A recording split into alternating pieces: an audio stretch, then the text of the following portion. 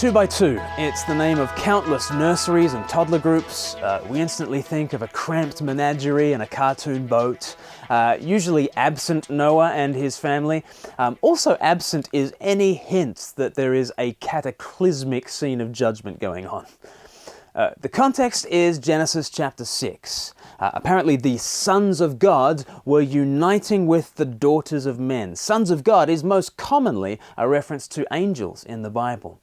It was one more illicit alliance between heaven and earth. From the beginning, there has been only one legitimate alliance of heaven and earth. As Genesis chapter 3 verse 15 promises, the man of heaven will become the man of dust. Notice he is the one that has the union, and notice the trajectory. The man of heaven will come down. And only in covenant relationship with the God-man will we have the union that we seek. But we're always seeking illegitimate alliances. In Genesis chapter 3, Satan offered the original anti-God union of angels and men. He wanted Adam and Eve to trust him, this cherubim, this guardian cherubim. And that kind of coup, evident in Genesis chapter 6, would be repeated again in Genesis chapter 11, when the earth again would seek some kind of union with heaven under its own steam and on its own terms. But the Lord is implacably opposed to all these attempts, for they pervert a world that was made by Christ and for Christ. There's only one place where earth and heaven can meet, only in Christ, the offspring of the woman. But we're always seeking to unite with heaven in different ways, and the fruit of this adultery is terrible. In Genesis chapter 6, verse 5, we read the Lord's assessment of a world that is corrupted through spiritual infidelity. Genesis 6, verse 5, the Lord saw how great the wickedness of the human race had become on the earth, and that every inclination of the thoughts of the human heart was only evil all the time.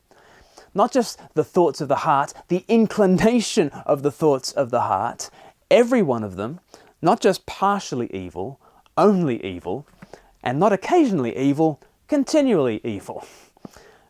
This is a problem that begins with spiritual adultery, and it infects the heart, and then it spreads out. Later in the chapter, the Lord looks and sees that the earth is full of violence, verses 11 and 13. From the wicked heart to the clenched fist, the world is becoming corrupt. That is, it's becoming perverted, twisted, polluted, marred. Spiritually adulterous, black-hearted, and violent. This is the nature of humanity. And we read these assessments as though, sometimes we read them as though, well, of course God's going to be down on us. Of course He's going to have it in for us. We think like the angsty teenager complaining about their history teacher, he hates me. But the Lord is not like that. He loves the world. He made us for Christ, for eternal friendship in bonds of covenant love. He is not a killjoy or a pessimist.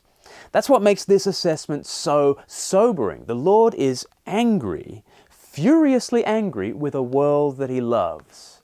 In fact, He's sorry that He made it. Genesis 6 from verse 6, the Lord regretted that He had made human beings on the earth, and His heart was deeply troubled. So the Lord said, I will wipe from the face of the earth the human race I've created, and with them the animals, the birds, and the creatures that move along the ground, for I regret that I have made them. God is sorry that He made us. And in His wrath, He will destroy the earth. We are a long way from the cartoon images here.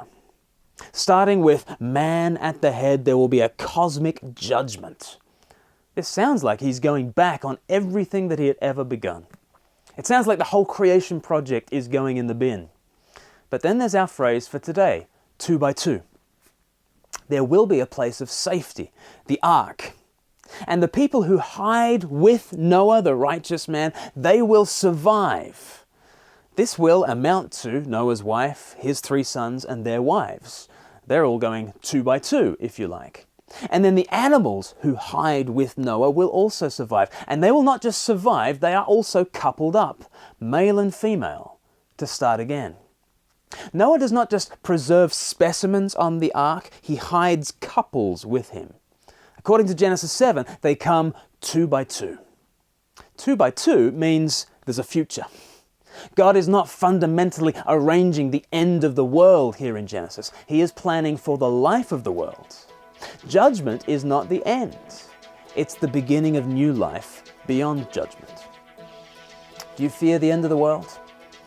If you have gathered to the true Noah, the one whose name means rest, if you've hidden yourself with Christ, then there is no need to fear the end of the world. The world will be washed clean. There will be a renewed, refreshed, resurrected heaven and earth.